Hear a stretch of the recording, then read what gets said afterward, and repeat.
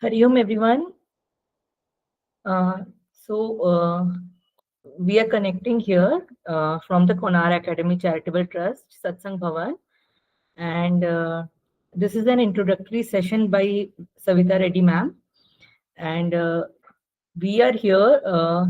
We have an Satsanga Bhavana at HSR Layout, and our vision is to the center is open for the spiritual study and Vedanta philosophy studies. So, for the same reason, we are starting this online beginner course based on Indian knowledge system, and the session will be for the 5 days.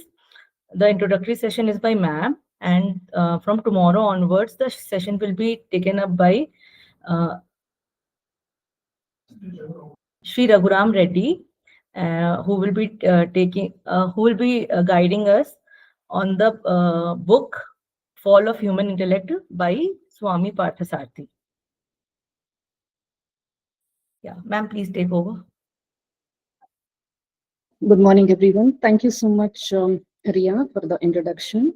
And welcome to the first session of the Vedanta Foundation classes. So today, like Ria said, we will be covering the basics of the Indian knowledge systems. So Indian knowledge systems is what we are referring to the Hindu scripture, the Indian scriptures. So in the next 1 hour, 10 to 11, I'll be giving you a framework of the Indian scriptures. And starting from tomorrow, in the next 4 sessions, 10 to 11, Shri Raghuram Reddy will be taking us through the foundations of the Indian knowledge systems and covering the book, The Fall of the Human Intellect. So this 1 week program has been arranged for beginners in Vedanta, post which the discussions, the studies will continue, and you're welcome to come here anytime and make use of the facility here in HSR Layout. And we will also plan one offline session next week if you're all comfortable, so that the discussions continue. So let's start with Indian knowledge systems.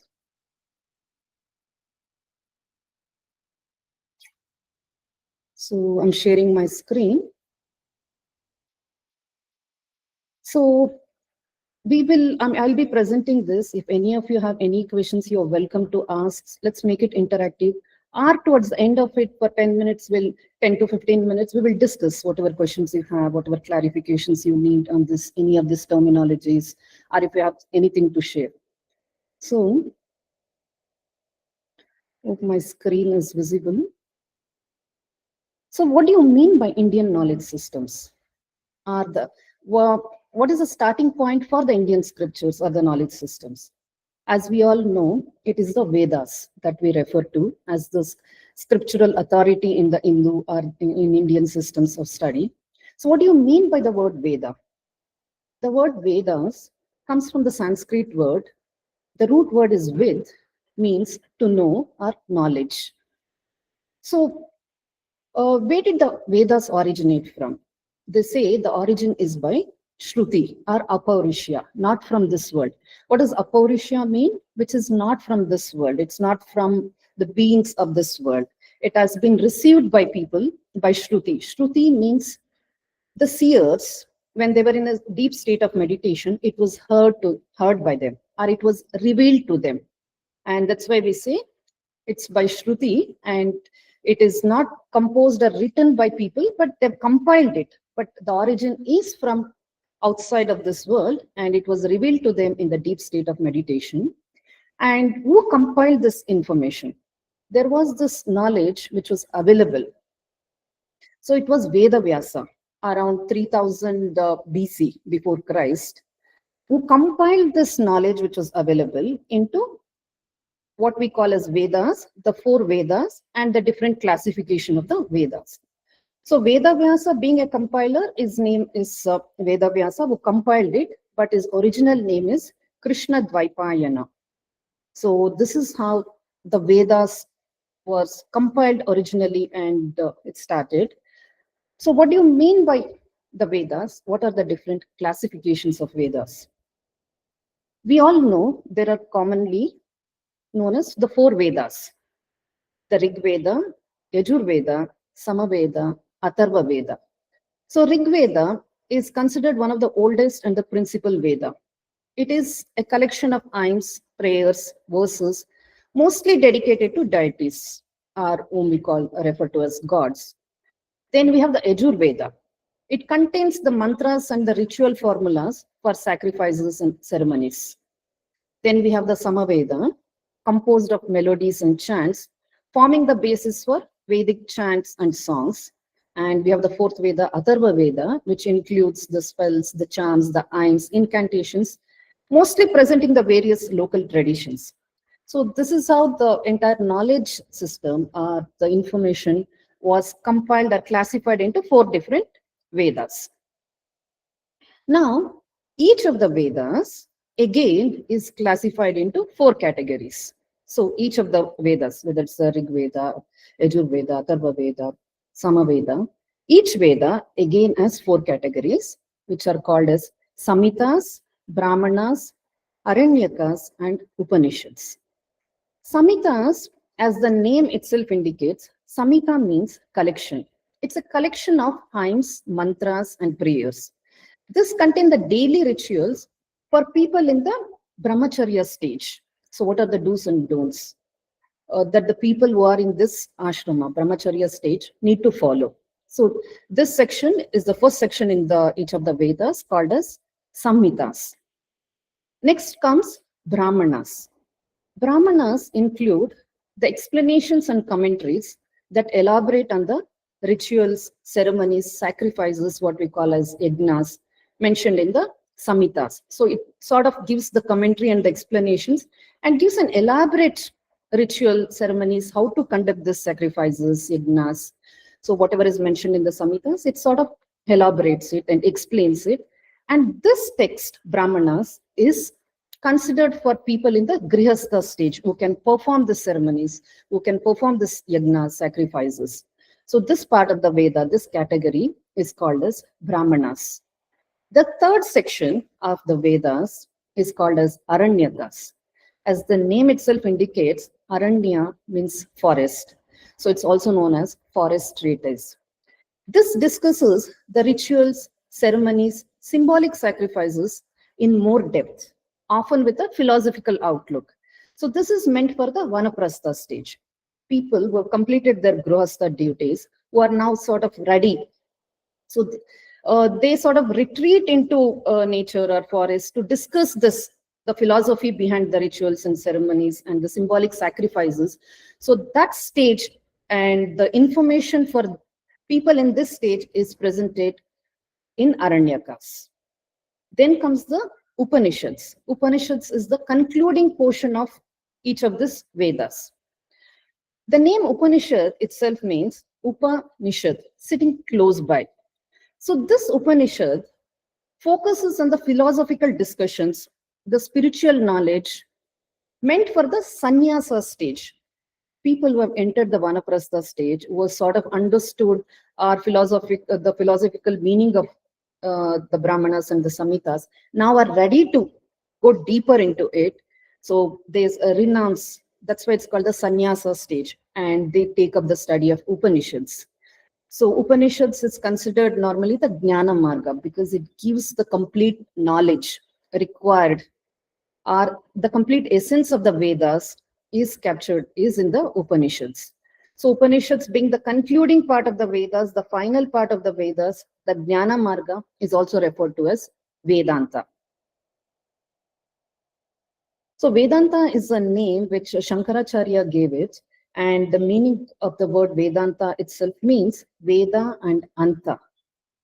Meaning the complete essence of Vedas is captured here, and this sort of gives you the complete spiritual understanding, the jnana, the knowledge required to realize your own self. And then there is nothing after it. Or it's also meant as the Upanishads being the final, the concluding part of the Vedas, capture the wisdom part of it, the knowledge part of it. That's why the name Vedanta.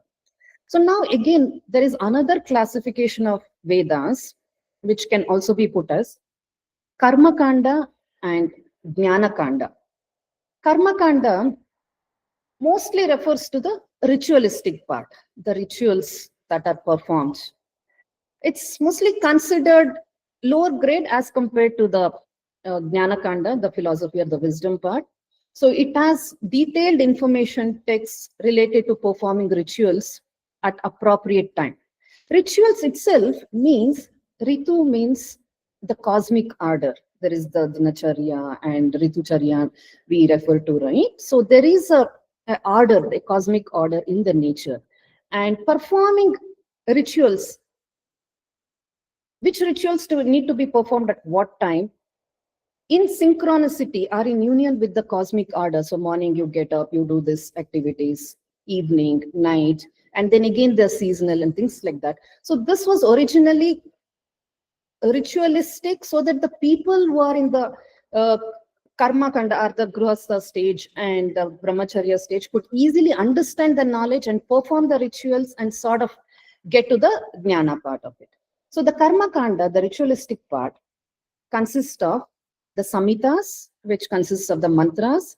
Then the second section of the Vedas called as the Brahmanas, which are the ritual explanations, and the Aranyakas, the forest treatise. So these three sections of the Vedas correspond to the Karma Kanda. Now the Jnana Kanda, the philosophy or the wisdom part, which is normally considered an higher grade, is referred to the Upanishads, the philosophical texts, the various Upanishads. And under Jnana Kanda also comes Bhagavad Gita, which is also the essence of all of the knowledge of the, which is there in the Vedas. Then the Brahma Sutras. So these three texts, Upanishads, Bhagavad Gita, Brahma Sutras, called as Prasthana three texts, come under the Jnana Kanda. So Vedas can be classified as Karma Kanda and Jnana Kanda.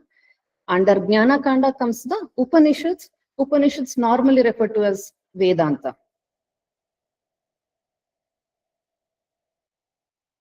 So, yeah. So this framework, the Hindu scriptures, gives you a detailed framework of the Vedas, the Ikyasas and Puranas and the other texts that we normally commonly keep hearing, right? So the Hindu scriptures, in any of the cultures, geographies, people, nations, we refer to the script. I mean, there are different scriptures which the people of that culture follow. According to the Hindu scriptures, this is classified as Shruti and Smriti. Like we discussed, Shruti is something which was heard. That's why the name Shruti. This knowledge was revealed to the seers, the great munis, the sages, in the deep state of meditation or relaxation. They sort of received this knowledge, which was compiled by Veda Vyasa. And these are the four Vedas, as you see under the Shruti. The Rig Veda, Samaveda, Yajur Veda, Atharva Veda. So these are called the Shruti texts. And again, each of these Vedas are divided into four sections. So that means Rig Veda also has these four sections: Samhitas, Brahmanas, Aranyakas, Upanishads. Samaveda, Yajurveda, Atharva Veda, all four of them have these four sections. That's why the concluding part of each of the Vedas is called as Upanishads. Then we have the Smriti texts. What do you mean by Smriti? Smriti, like the name indicates, is something which is memorized, which is passed on from one generation to another generation. We say, Guru Shishya Parampara. So a guru who has this knowledge passes it on to his students, and then the students again memorize this everything. So that's why the name Smriti, Smarani, memory. So they sort of memorize all of these things and then pass it on. In the earlier days, where even the written text, there was no provision to document any of these things. So everything depended only on memorization and passing it on to the next generation. So the humans become an instrument to pass on this information knowledge. That's how it has, all of this knowledge, information has survived for not just hundreds of years, thousands of years without any written documents. Only later the written format came into being. So otherwise, under the Smriti texts, when we say Smriti texts, it consists of Ityasas, Puranas, Agamas, Darshanas, Dharmashastras, Vedangas, and Upavedas. These are commonly referred to as Smriti texts, and the Vedas are referred to as Shruti texts. So under the Smriti texts, under Ityasas, we have Mahabharata, Ramayana, Bhagavad Gita. Then under the Puranas, we have the 18 Mahapuranas, then the Upa Puranas, then the additional Upa Puranas. So the various Puranas come under this part of the Smriti texts. Then we have the Agama Shastras. Like they say, Gama means movement or to come. Agama means something which has been passed on from generation to generation. So all of this, the Vaishnava texts, the Shaivism, the Shakta. So there are many books under each of this, and these are called as Agamas or Agama Shastras. Then we have the Darshanas, the Shat Darshanas, commonly known as our Darshana Shastras. We have the Nyaya, Vaisheshika, Sankhya, Yoga, Purva Mimamsa, and Uttara Mimamsa. We will come to it. We will discuss the Darshanas in detail. Then we have the Dharma Shastras, the Manusmriti, Yajnavalkya, Parasara, and many other Dharma Shastras. And we have the Vedangas, the different Angas of Vedas, which helps in understanding the Vedas better. That could be Vyakarana. Vyakarana is the grammar, how to, the language part of it, right? So that all this information is in the Sanskrit language, Sanskritam. So it's all codified. That's why there is a lot of commentary written on this original texts. And many of the books that we refer to we are going through the commentary of this commentaries written. So Vedangas help in understanding it, the Vyakarana, the Chandas, the Siksha, Nirukta, Jyotishya, Kalpa are normally referred to as the Vedanga texts. Then we have the Upavedas, the Ayurveda, Dhanurveda, Gandharva Veda, Artha Shastra. There are many of it. So this is the complete framework of the Hindu scriptures, which sort of helps you place where we are when we say Vedanta or Advaita Vedanta or oneness and things like that. So moving on. Yeah. So like I said, the Shruti and the Smriti texts, the Vedic literature, all of this literature is broadly divided into the Shruti, third, which was revealed to them. This category includes the Vedas themselves, the Brahmanas, Haranyakas, Upanishads, considered to be the revealed truths.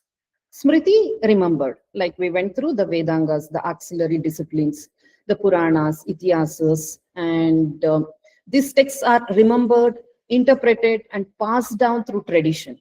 That's why they're called the Smriti texts. We saw the Hindu scriptures classification. Now going to, we saw how darshanas are one of the sections under the Smriti texts. So now what do you mean by darshanas?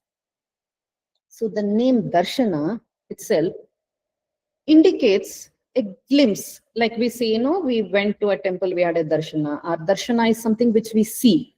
But is it something that we see from our eyes or the physical sense organs? Or is it something which is beyond what we see, the truth? So darshana here means the vision or the viewpoints, the perspectives, to see the truth, understand the reality. Not just see as in the sense of see what we are seeing from the eyes. It's going beyond, transcending that, and seeing the vision or the viewpoints, or getting a perspective of what is it that they're referring to. So that's why the name darshanas. And since there are 6 darshana shastras, are 6 different schools of theory about what is the nature of this reality, it's called as Shat darshanas, meaning 6 darshanas. So what do these darshanas reveal? What is it, the truth that they're talking about? So they give a glimpse of the nature of this reality, the truth, not the one that we see from our eyes, but then what is the truth about our own life or this reality that we see? Is there a bigger purpose to it? What is it that all of the scriptures are referring to? So that darshana, based on different people, different sages, there are different schools which sort of propounded different philosophies and how this reality can be perceived. So we have commonly what is known as the Astika Darshanas, which are known as the orthodox schools. What do you mean by the word Astika Darshanas? Astika Darshanas are those darshanas which sort of uphold the authority of Vedas. So all of the 6 Darshana Shastras uphold Vedas as the ultimate authority. That's why it's called as Astika Darshanas, or the orthodox schools. So under the Astika Darshanas, the Shat Darshanas, which is a common name used, we have the first one called as Nyaya, which was propounded by sage Gautama. He sort of put together his theory of what the reality is. And this is mostly to do with the logical reasoning. That's why the name Nyaya. Nyaya means if one leads to another. So through logical reasoning, he sort of gave an explanation, he gave us a glimpse, he presented the nature of the truth. So that's why it's called as Nyaya. Then we have the Vaisheshika. This theory was propounded by sage Kannada. So according to him, it's called as the atomist theory. He went in details about how the universe is made up of. Like the Western science now puts it, the molecules, the atoms, the subatomic particles, the matter, and things like that. So this school sort of studies that and presents the nature of this reality. So it's called the Vaisheshika Darshana. Then we have the Sankhya, like the word name Sankhya itself means, Sankhya means numbers, or it is the enumerist theory, the school of thought, which was propounded by sage Kapila. And according to him, he gave some 24 numbers. So he said the consciousness, then it sort of moves into matter, consciousness and matter. And then the matter, again, the 5 Jnanendriyas, Karmendriyas. So he put together, and his school of thought is known as the Sankhya.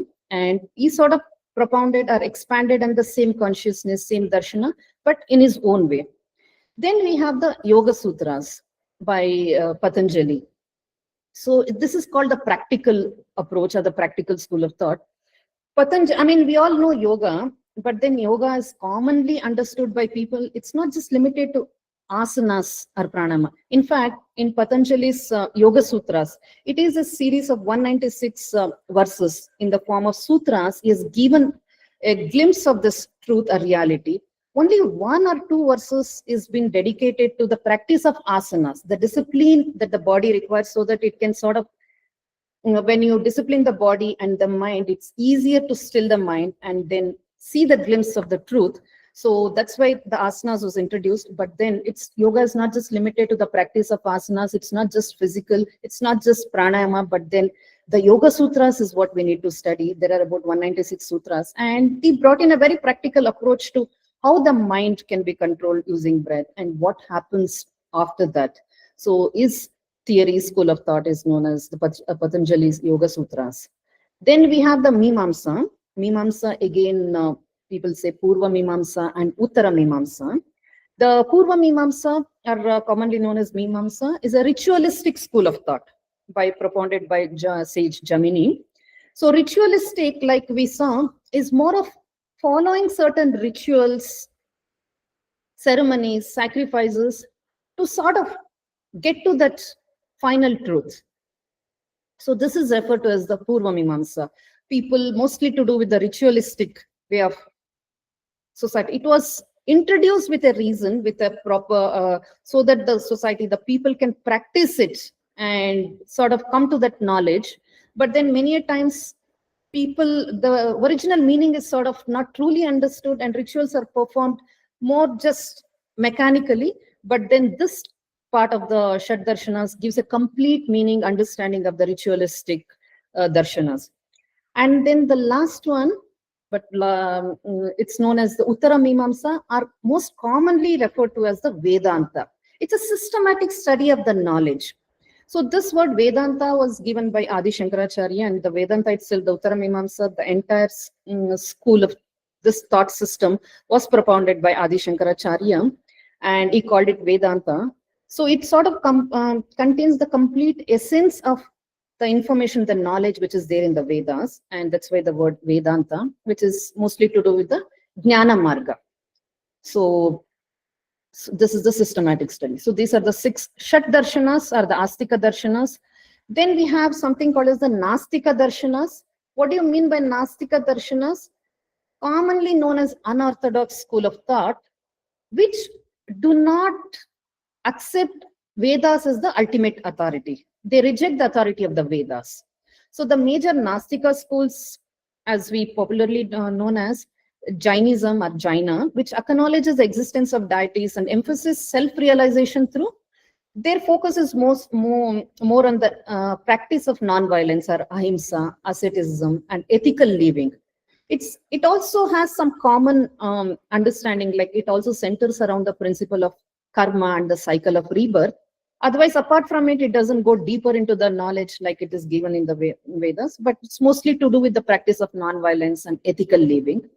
Buddhism or Buddhism, founded by Siddhartha Gautama, focuses on understanding and overcoming suffering and achieving nirvana through practices like meditation and ethical conduct. So they sort of focus more on the practice of ahimsa or meditation and ethical living, moral conduct, and things like that. And we also have another school of thought, materialistic philosophy known as Charuvaka. He rejects the complete knowledge of the soul or afterlife.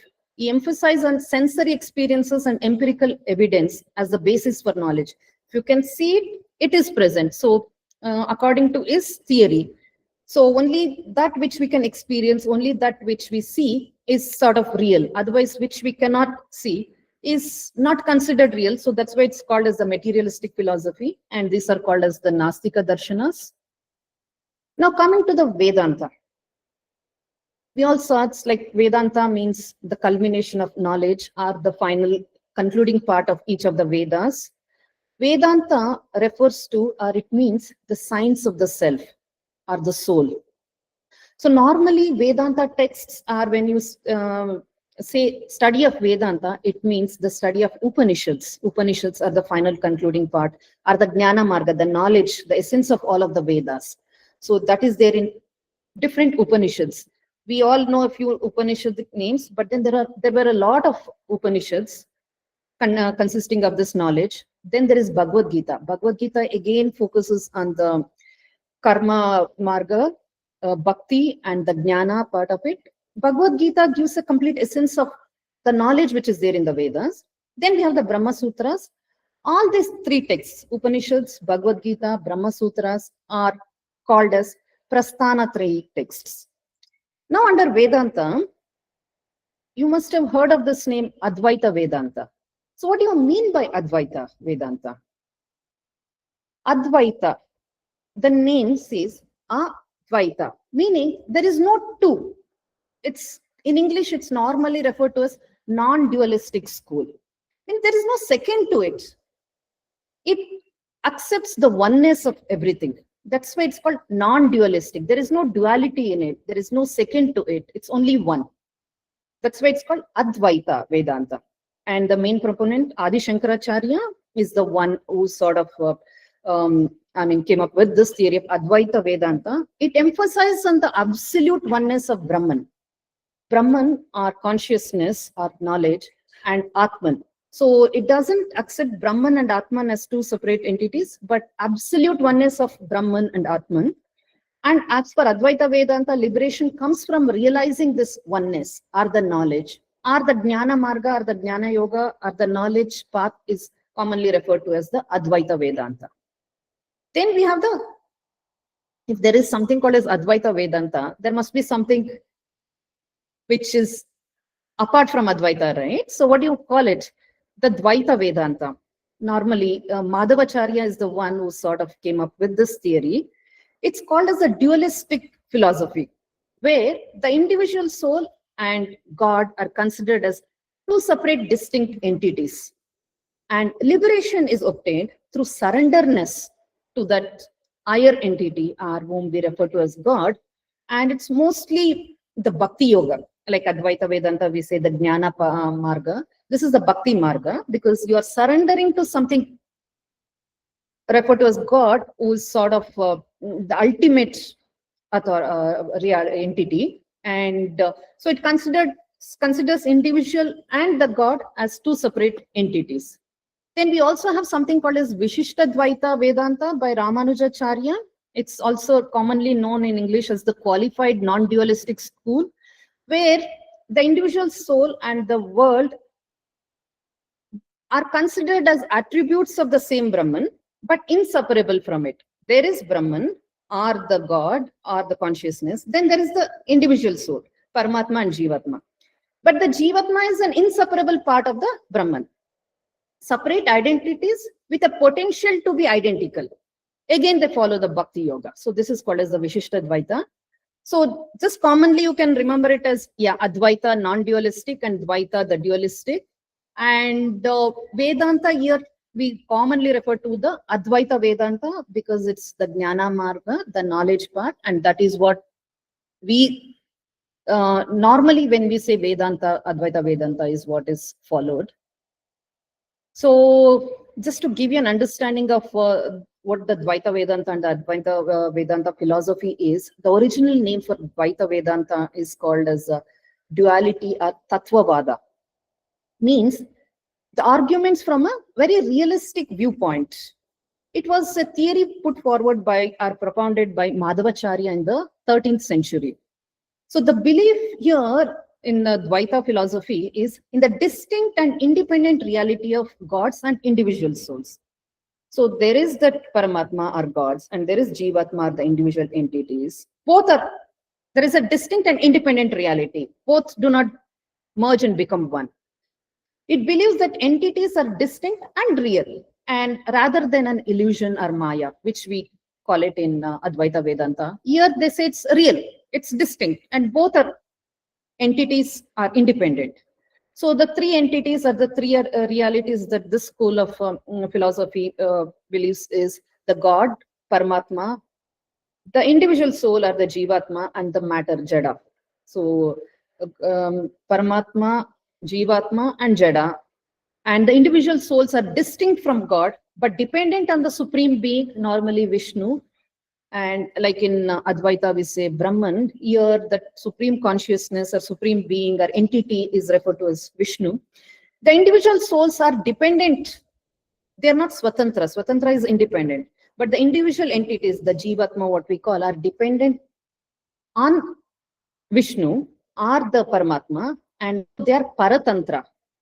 And who alone is independent are Swatantra. So this is what the Dvaita Vedanta philosophy believes in. Now coming to Advaita Vedanta, it's normally referred to as non-dualism or monism because it's only one. Advaita itself means no second to it, propounded by Shankaracharya in the 9th century. Here, the individual soul and the universal soul, the Jivatma and Paramatma, are identical and they're not separate. It talks about the oneness of existence. It doesn't talk about there is Jivatma and Paramatma. Ultimately, the realization comes with that understanding that Jivatma and Paramatma are not two separate entities. They are one and the same. It also believes, this school of thought also believes in the ever-changing world as seen as Maya or illusion, a deceptive reality, which sort of masks the oneness of Brahman or consciousness. And because of this deceptive reality, we see distinct entities. But ultimately, when you pierce through that veil of Maya or illusion and gain that knowledge, you realize that oneness of the individual and the universal self. And that is where the liberation comes from, the moksha. So liberation is attained by the full comprehension and realization of this oneness. So this is universal in application. I mean, it doesn't talk about applying it only to certain sects or authority or non-authority of Vedas. Nothing. It's a very universal in application, applies to all places, people, cultures, religions, all practices. Normally referred to as Brahman, the universal entity, but the same names, I mean, various names are used. God, consciousness, universe, self, Atman, divinity, but all refers to the same truth, Brahman or consciousness. The nature of this consciousness or Brahman is infinite existence, infinite consciousness, and infinite bliss, commonly known as Sat Chit Ananda. So that's why they say it's infinite. It's like you can't even measure, or it's Ananta, they say, no, it's like it's infinite in nature. And the goal of life is to realize and manifest the divinity within us. The goal of life is to realize that oneness, that each of the individuals that we are see ourselves separately are part of the same oneness, are part of that Brahman. That Brahman, what we say, is not separate from us, but it is, we are one with it. So that is the final realization. That's the truth that Advaita Vedanta propounds. So now Upanishads and Vedanta, like we have been going through, the final and concluding part of the Vedas are the Upanishads, popularly known as Vedanta, representing the highest aim and goal of Vedic knowledge. The Upanishads or Vedanta is a shift from ritualistic ceremonies to wisdom part of it. Transition from earlier ceremonial practices to deeper internal search for spiritual wisdom. So the focus on spiritual questions and self-inquiry, and it discusses on the ultimate reality, understanding the fundamental truths and liberation. The moksha is obtained by not just understanding but realizing the truth. And many of these Upanishadic texts are dialogues between a student and a teacher. Many of it, sometimes it's just one student and teacher. Like we know Kathopanishad is by Nachiketa, and a dialogue between Nachiketa and Yama. So he keeps on asking questions and Yama keeps answering those questions. And that's how we have the entire Upanishad, which sort of gives us a clarity of what is the truth, the final truth, the reality. So many of these Upanishads are composed as dialogues between a student who normally asks the questions and one of these people who answers it, the sages, the teachers. And these Upanishads are diverse. There are several texts. Most popular ones, I mean, you must have heard of Brihadaranyaka, Chandogya, are some of the earliest ones. Then there is this Mandukya, Mundaka, Keno, Kathopanishad, Taitreyi, Isha, Atreyi, Prasanna, etc. But these are some of the popular Upanishads, but there are many of it which sort of gives that complete knowledge of the ultimate reality. So, what are these 4 Mahavakyas that people call as Mahavakyas? So these are the great sayings, are profound statements from Upanishads which summarizes the entire essence of Vedanta just in this one phrase, 2 words or 3 words. It sort of encapsulates, captures the entire essence of what the Vedanta is propounding. So these are guiding principles for spiritual seekers, reveals the non-dual truth that the individual self is identical to the ultimate reality or Brahman. So what are these 4 Mahavakyas? The first one is Prajnanam Brahma. So you must have heard about it in different places, or if not, just put those quotes somewhere at home and different places. When you keep reflecting on this phrases and these words, it's sort of, I mean, we get a darshana or a sort of reality, we get a perspective of what is this consciousness or Brahman. So the first one, Prajnanam Brahman, means Prajna, that consciousness, that Jnanam, that itself is Brahman. So consciousness is Brahman, what we call as Brahman. So Prajnanam Brahman, or consciousness is Brahman. The next one, Tattvam Asi, I am that. So that consciousness was referred to as Brahman. Next, we realize when a spiritual seeker starts in this journey, first he understands, okay, consciousness is Brahman or Brahman. Then slowly with more studies, understanding, he realizes that Tattvamasi, I am that Brahman, I am that consciousness. Then I am Atma Brahma. This is another Mahavakya. It says, this self is Brahman. So we say first Prajnanam Brahman, then the realization, understanding comes that this self itself is Brahman. Finally, Aham Brahmasmi. So we must have, I mean, mostly this is a very commonly used Mahavakya. Aham Brahmasmi.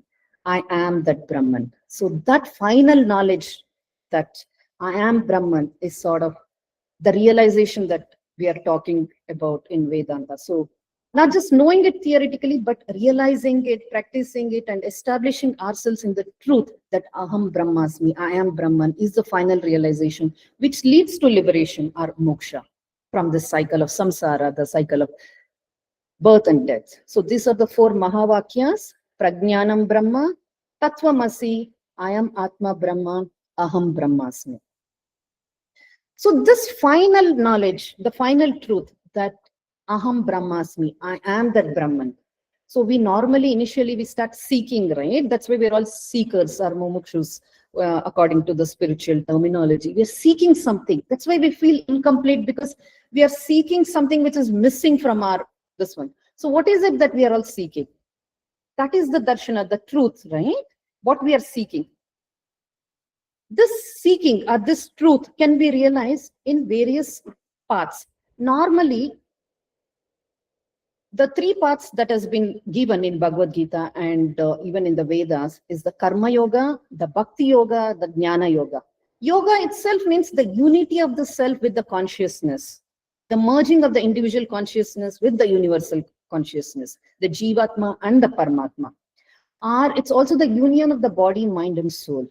So yoga is, the root word comes from Sanskrit, which means yuj, or union of that individual consciousness with universal consciousness. So that is the final liberation when we realize that oneness.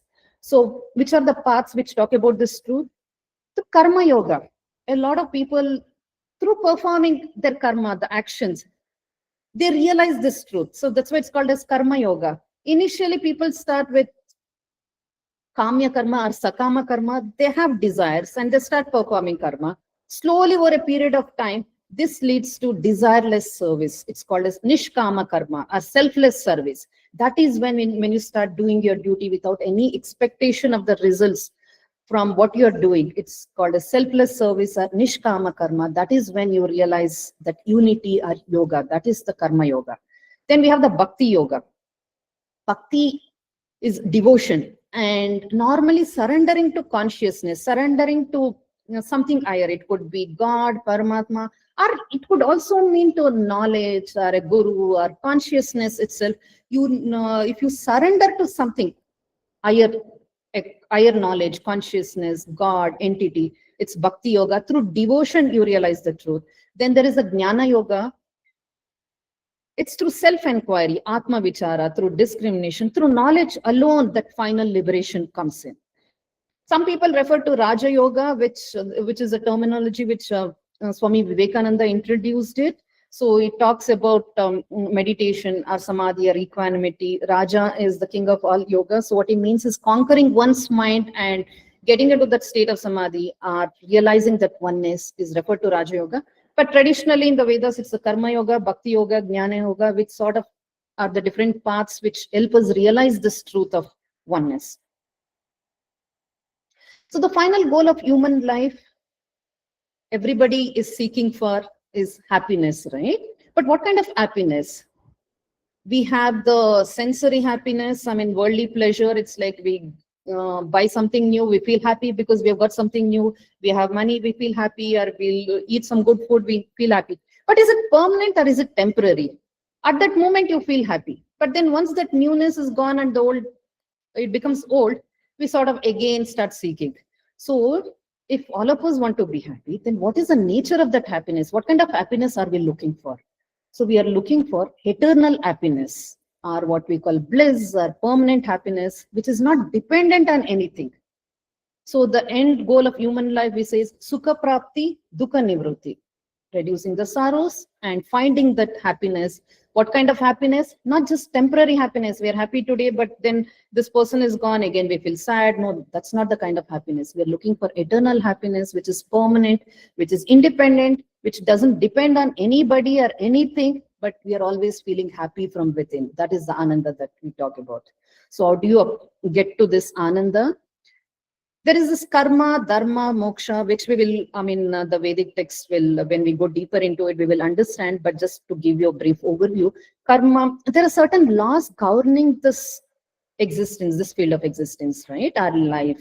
So there is this karma, the action, the law of cause and effect, where we say every action, thought, and intention creates karmic impressions that influence our future rebirths. So we say whatever we are today is because of the past actions, and whatever actions we are doing today sort of creates the future karma. So there is this law of cause and effect. Aligning like this, there are different laws. Aligning these laws with the aligning with this natural laws is called as dharma. Dharma signifies the natural order and laws that govern the universe. So it's our, when we say duty, it's more of aligning with this natural laws governing this field of existence or the universe, which when we align, when we follow, creates harmony and stability. So that is our dharma. So it's our innate nature. When we abide in that nature and align with the natural order and laws, that is when we are performing our duty with, we are doing our dharma.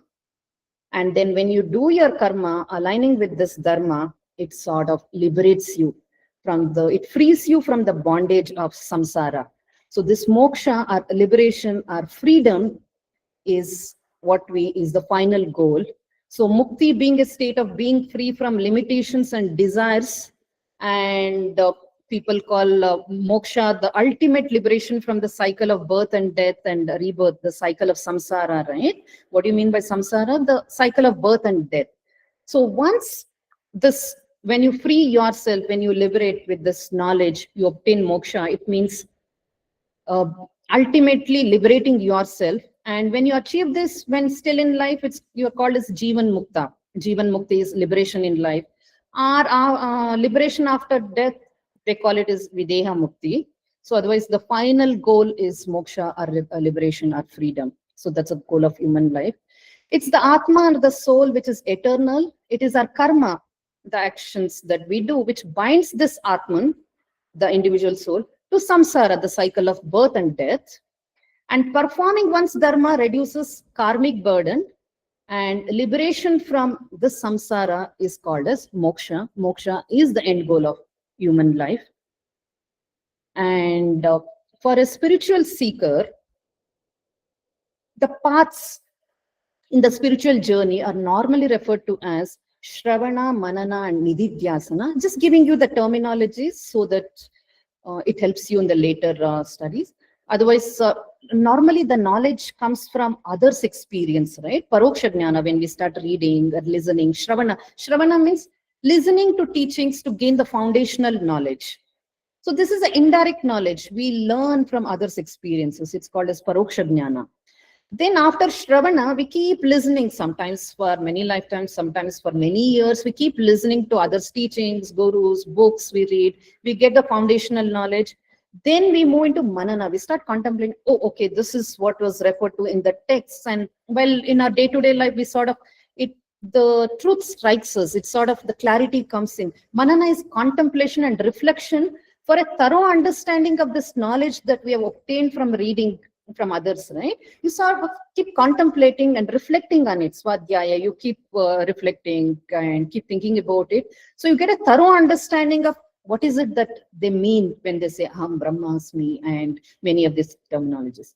Then comes the final stage, Nididhyasana. Nididhyasana is the direct experience of the truth from within. We sort of experience this truth, the reality. The darshana happens, right? I mean, it's like we have been listening, then we have been contemplating, contemplation, reflection, even discussions, satsangs, we discuss with others, ask questions, clarify, we refine ourselves. Then the direct experience of the truth from within is called as Nididhyasana. It's also about being firmly established in the truth. Normally, it's like, we know, oh, this is the truth. We come together in a satsang and then we realize, okay, this is truth. Then we go out and go into the worldly life, to our office and work. We sort of, again, move away from this truth. So we come here, we go back, we come here, but then constant practice sadhana sort of takes us to Nididhyasana, where we are firmly established in the truth, and that is the direct experience of the truth from within. And this truth that we are talking about, the darshana, is multi-layered and multi-dimensional. There are multiple perspectives to it. Otherwise, by now, all of us would have been liberated, right? The truth is right there. Everywhere it is there, whether it's in our books, temples, in our culture, in everywhere. But understanding the truth requires sadhana. This truth is multi-layered. It has multiple perspectives. Hence, the need to understand the different perspectives. Some of it is seen or which is manifested. I mean, we try to see everything and give a meaning from what we see from our five physical senses, normally known as drishta or vyakta. Vyakta is something which is manifest, which is visible, which is gross, which is stula, or the physical, the body, The body, for example, we see there is matter. But then this is only half the truth. There is this adrishta, which is unseen, or avyakta, which is unmanifest, unperceived. Like, for example, a wind blows and the leaf moves. We see only the leaf moving and we think the leaf is moving. We try to control the leaf. Okay, don't move that side or move this side.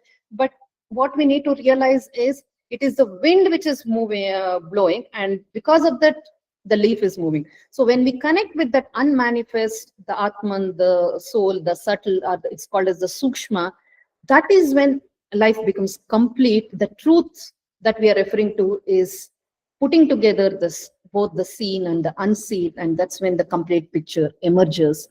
And the study of this complete human being, the study of the self, is what we call in the Vedas as Adhyatma, study of the self, study of the soul.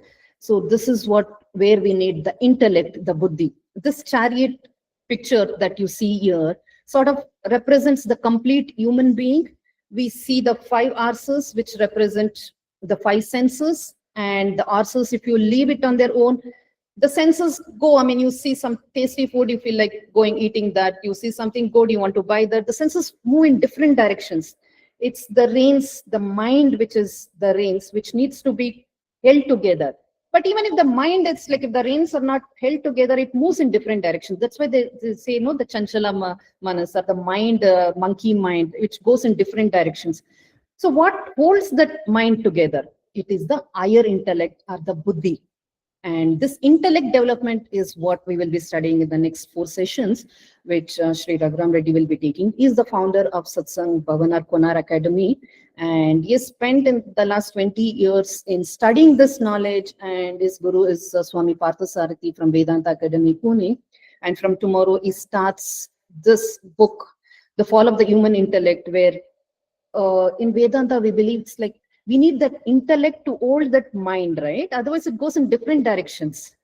So that intellect development is what is required in the society. So that intellect is what guides the mind in the right direction. When you hold the reins, then the chariot becomes very powerful. We as individual beings are very powerful. We can guide ourselves to any vision. We can accomplish any tasks, but only if the intellect is active, if the buddhi or the intellect holds the reins of the mind and directs the mind and the senses to the purpose, to the direction that needs to be taken. Apart from the intellect, there is also the Atman, or consciousness, which is like a silent observer, which is observing. That is the truth of who we are, but that comes after the intellect development. So this entire chariot gives you a complete picture of a human being. And with this, I will end my today's session. And if you have any questions, anything to share, we can spend the next few minutes.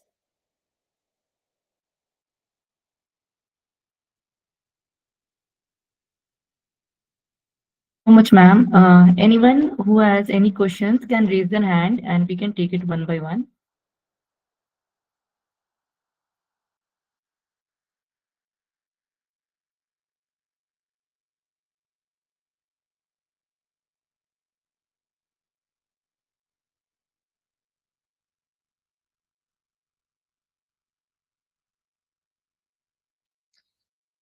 Next 4 sessions. Tomorrow again, we will connect on the same link, 10 to 11. And we will, from tomorrow, Shri Raghuram Reddy will be taking the classes, and we'll connect using the same link. And yeah, you have a question? You need to unmute yourself.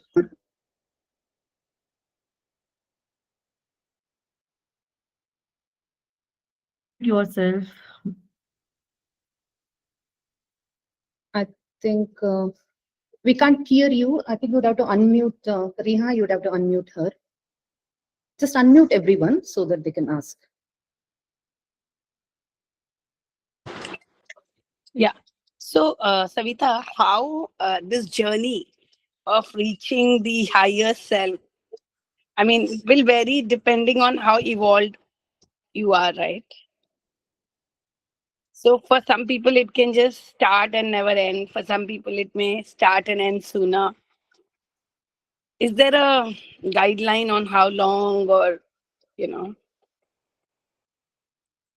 There is no guideline on how long liberation or this knowledge can come this very moment if you're prepared to drop that mind, drop that ego, the body mind complex, and realize it can happen in this very second, or it can take lifetimes. But everyone needs to start somewhere. And that is the sadhana, that is the purpose of human life. We go beyond worldly things, work, duty, raising children. That's just to keep us going. But our true purpose in realizing this self, and this could take many lifetimes, many births, or one birth. But the sadhana has to start. Everybody has to start. If some people are more closer to this truth, it's because they've started the journey, they've started that exploration. So we say, start now. Don't worry about the past or the future. Wherever you are, whatever you're doing, start the journey now. And don't worry about when, where, how, but start now. And it's very important that we spend some time every day in satsang, in studying this, understanding this, so that our other part of the life becomes very easier. Otherwise, we are focusing only on half the part of the life. It's like trying to go and fix the leaf which is moving without even understanding that there is some concept of wind. So it's very easy to control the direction of the wind, then try to fix the leaf. So this is what we need to study, Garima. is there a book? Yes. So from tomorrow, we'll be starting with the Fall of the Human Intellect. That's the first book, which Swami Parthasarathy from Vedanta Academy has prescribed as the. And then we have a series of books. So we will start with that. Then we will continue with the next book, and we will guide you. So since you are in Mumbai, yeah, Pune, the Vedanta Academy is close by. We will give you that list of books. Come attend the next 5 sessions, and you'll get a complete clarity and the path, the direction that needs to be taken. I think Neeti has a question. Can you unmute everyone? Yes. Am I audible? Yes. Um, I wanted to share for myself.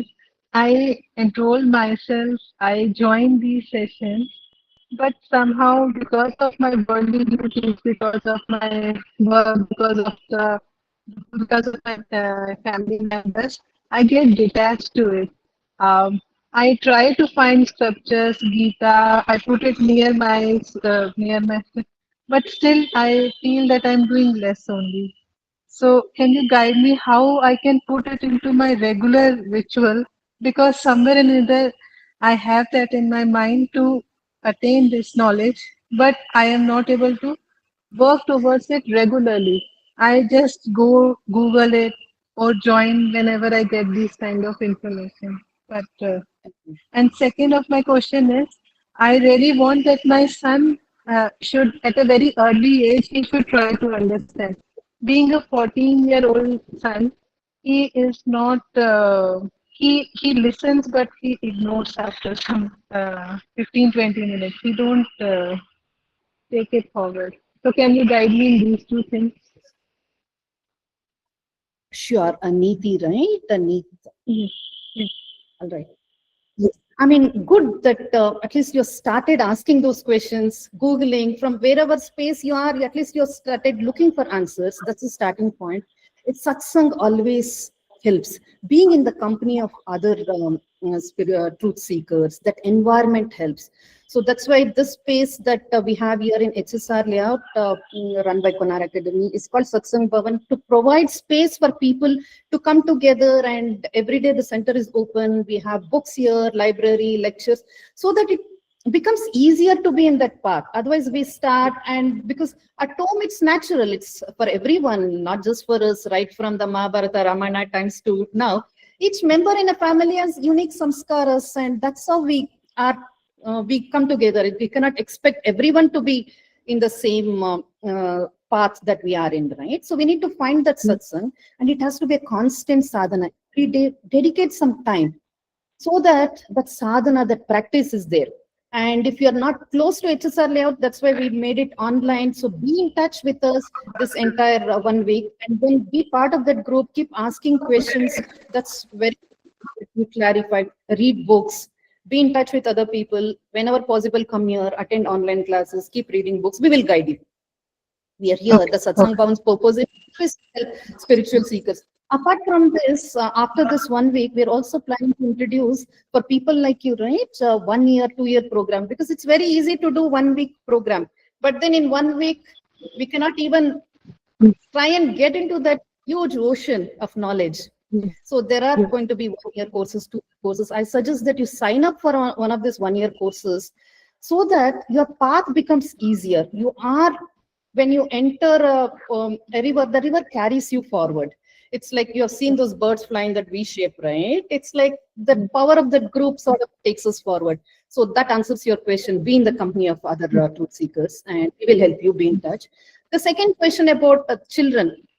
See, each only human beings, no, each one of us have our own samskaras. Each one of us have to go through our karma, this one.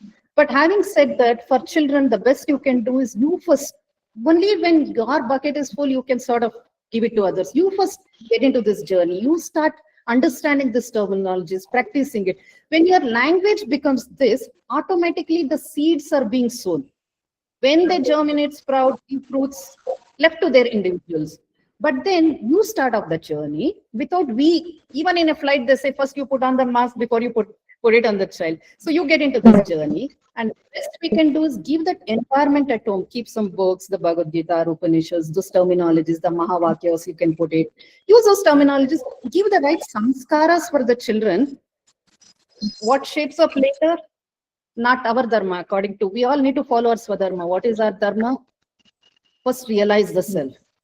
And that sort of overflows to everyone around you. When a flower blooms, automatically the fragrance spreads. It cannot hold itself. So you get into the journey, automatically pick it up. All right. Thank you.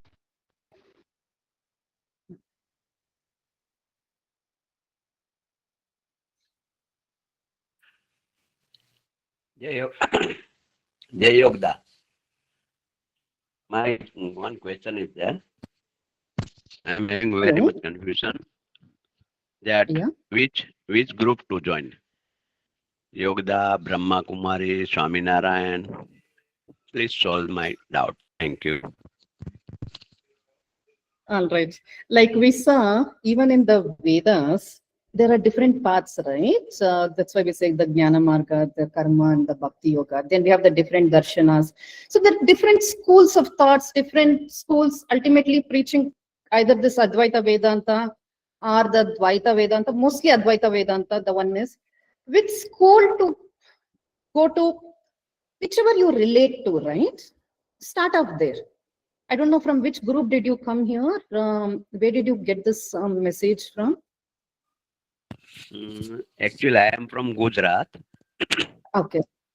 I am Uday Tredi, but at present I am in Bangalore with my elder son. And from HSR group, I got this link. Nice. So you have come here right now. Please. Pardon? No, tell me, you were saying something. But that's this much only. So my confusion is that there are so many groups: Brahma Kumari, Yogda, Swami Narayan, Radhe Radhe. I am little bit very much confused. I am a retired person. That which group to join? Right. So see, you've come to this group, meaning you have attended today's session. It means it has come to you for a certain reason. Without any karma, without samskaras, we will not come together. Only the birds of the same feather flock together, they say, right? You have come to this group. You have started understanding. If you like this, come over here. I mean, you said you are in Bangalore, HSR. The center is open. We are here in the center. And I would suggest walk in here and get an idea of what's happening. Then you decide. I mean, there is no must saying only this you need to follow, the others are wrong and things like that. Whatever path is, it takes us, finally, everything takes us to that oneness. And you're most welcome if you want to come here and discuss this further and see. Sometimes we'd have to meet the people and see what you can relate to. So since you come here, we would be happy to guide you and you can decide. Start.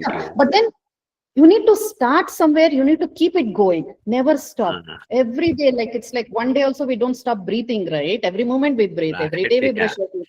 go eat food. Yeah. This also has to be a constant sadhana every day. In fact, in the Vedas, you must have heard, every moment think of God. What does it mean? Yeah. Every moment be in that satsang, Yeah. the company, the intellect, use your buddhi, know the self and operate from that self. Then life becomes very easy.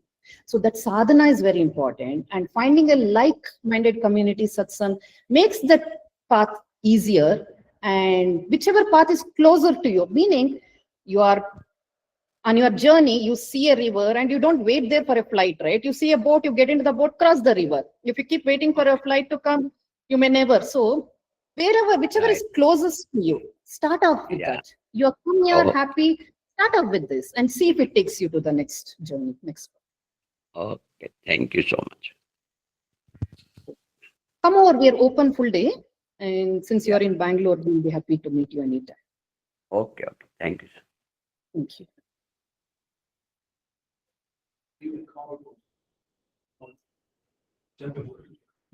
So, Ria, you can mention the phone number here for any of them who want to call us later or walk into the center. They can call, inform, and then just type it here in the chat.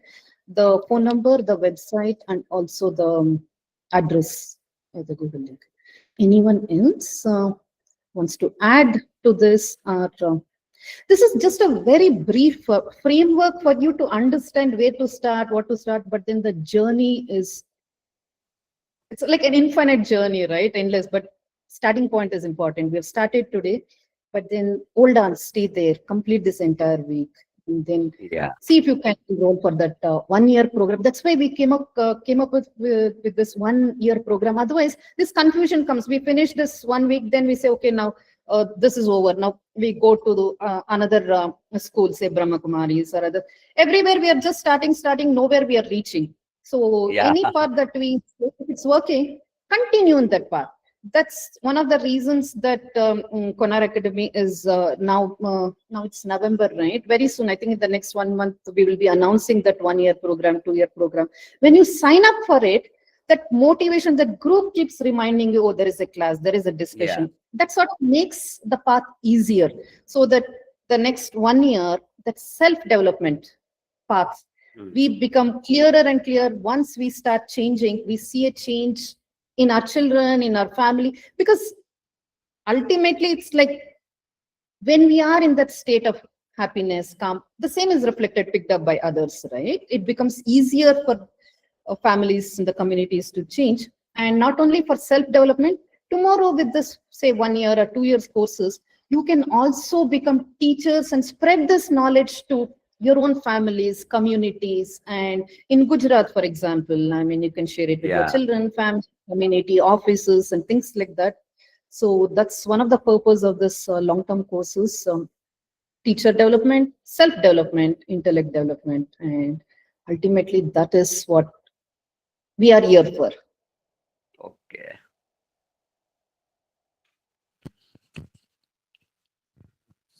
Yeah, Tanuja or Shilpa. Yeah, I think Sudarshan, as you need to unmute yourself. To unmute. Yes. We can probably put up that FHI book where it's available and all those things. Sure. And it was a wonderful foundation Mr. Savitha has laid down. So all the people who are here can have a book at your home so that your kids can read, you can read. It's wonderfully written by Swami Parthasarathy. And that is the prerequisite for any of the Vedas or anything to start off. Right. So we'll be sharing the book link in the group. Apart from it, the book is also available here in Satsanga Bhavana, HSR Layout, either for purchase or for borrowing and reading, or for people who want to come read here, discuss. So anything, we are open. We want to help more of you to get into this reading books, understanding. So we will share the link. Thanks for that suggestion. We will share.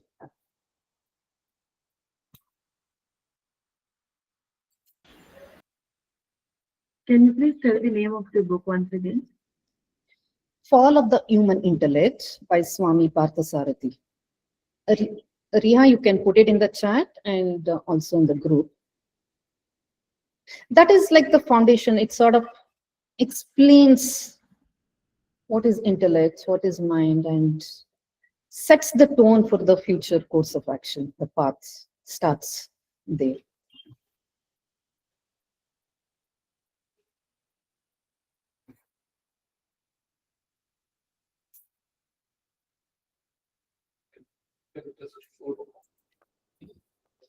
For those of you who want to, I know some of you have been planning to come here, and I'll just show you the center. We are sitting here in the center. So there is this place here. Can you see him? Say hello to Shri Raghurama Reddy, the founder of Konar Academy and Satsanga Bhavana. Otherwise, this is the place, a huge, nice, beautiful, air-conditioned, carpeted hall. So this is the, I don't know if you can see, yeah, a small library here with the books, and all the books are available. Then there is a small office where Ria is sitting inside, and so this is the facility here. This place is in HSR 6th sector, 7th sector, which is just right next to the BDA complex, very close to Silk Board and close to the Ring Road, and people coming from Koramangala, from Electronic City, from different parts. It's very accessible, right next to the McDonald Junction, which is the prime location here in HSR. What I mean to say is it's very easily accessible, centrally located, well connected by roads. There is parking here, and the center has all the facilities, the books, the library. And there is a lot of these lectures by Swami Parthasarathy, right? Many of these books are from Vedanta Academy, written by Swami Parthasarathy, which is located in Pune. So all of his lectures and books and will be played. It's available here. And we also have people here who can guide one-on-one satsangs, group satsangs, or any question answers, and guide you on those books. So let's begin this journey and keep it going, not just for 1 week, 1 year, 2 years, 3 years. It's a lifelong journey. Yeah. It ends only when we our final liberation, right? We have to continue the right moksha. Thank you. Thank you so much. It's nice of you to have joined, and see you all again tomorrow. Join in at 10 a.m. and then we will start with the book and we'll cover the book. And anyone else? Any other questions or any additions? I see Tanuja visited the center last week, and then who else has visited here? Of course, Dr. Sudarshan, whom you see here, is one of the main core team members. He also teaches this Fall of Human Intellect. He is a professor at Jain University. He has introduced this subject to thousands plus students there. As in the colleges, schools, there is this Indian knowledge systems, an optional subject introduced in the new national education policy. That's why we borrowed that word, Indian knowledge systems, so that it's easily relatable to everyone. And Dr. Sudarshan here is one of those professors from Jain University who has introduced there and takes those sessions there. He also takes sessions here, and he is also completely into this path from last many years. And we have Ria, who is the center coordinator, who has joined us newly, and she comes from a spiritual background understanding. She'll be the point of contact for any of you visiting the center, or book, or class links, or any other questions. She will connect you with the right teachers here, right information. So Ria is the one who's here. So she's there on the group. You can contact her anytime.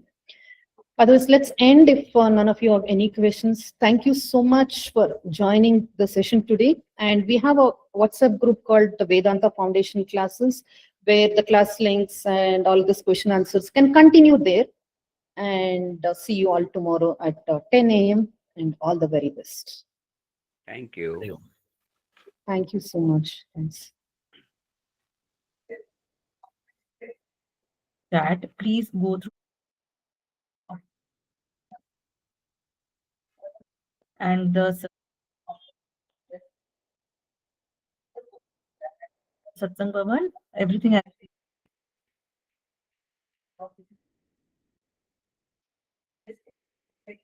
also drop it in the group itself. Okay. I hope everyone is already there. Right? Your name is? I think you're the only person left here. What's your name? My name is Uday Trivedi. Uday Trivedi. And you said you're in HSR now, is it? Yeah. Are you there in the group, Vedanta Foundation? If not, Ria, maybe you can add in there. I am there, madam. Vedanta Foundation. Okay. Okay. Yeah. Nice. So which part of HSR, sir?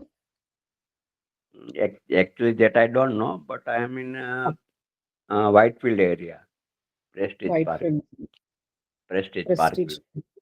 Park. Okay. Earlier, my younger son was there in Kudlu Gate. Okay. So Yeah, nice. You've been in this journey for some time now? Or? No, today only first time. That's why now there is so much confusion. Where to go? Okay. Brahma Okay. Kumari, Vedanta, Swami Narayan Satsang, so many groups are there. So today there was time, so I thought let me start today. So as you said, it is already started. So there may be some link. Right. So yeah, I mean, there are different groups and some of them focus only on the practice part of it, whether it could be meditation or some Kriya and things like that. Here in Vedanta, we focus on the knowledge part of it because it's the right understanding of the concepts, which makes all of the practices easier. That understanding of that knowledge, what is the Jnana Marga, we call it, right? And going through the books and the studies is what we primarily focus on here. And I'm glad that, I mean, without any background into it, you're coming and keen to pursue it. So, start off and welcome to the journey. And you will find it. I mean, a lot of people who have got into this path, right? So one of the main things that I keep hearing is, why didn't I get into it earlier? This is now, it's gives so much clarity, makes life easier. We can put that entire this thing into perspective. Otherwise, it's like we're unnecessarily working hard and there is nowhere we are going. Because if you want to change the output, the input also has to change. If you're focused only on the instrument or mechanically doing something without any understanding, it's like you would have traveled miles together, put in so much of hard work, but finally, if you realize it's in the wrong direction, what use is this entire path? So the right direction, and in that right direction, even if you crawl, just take one step at a time. But the direction matters. You are in the right direction. You are in the right company. So that is what finally matters. And that is what a lot of people, once they've entered this knowledge path, they sort of are happy that at least finally some guidance, some direction has come in. Otherwise, we put in so much effort and ultimately it's like running around in circles. It doesn't take us anywhere. Walk instead of running, but walk in a straight line towards the destination. Yeah. Okay. Thank you.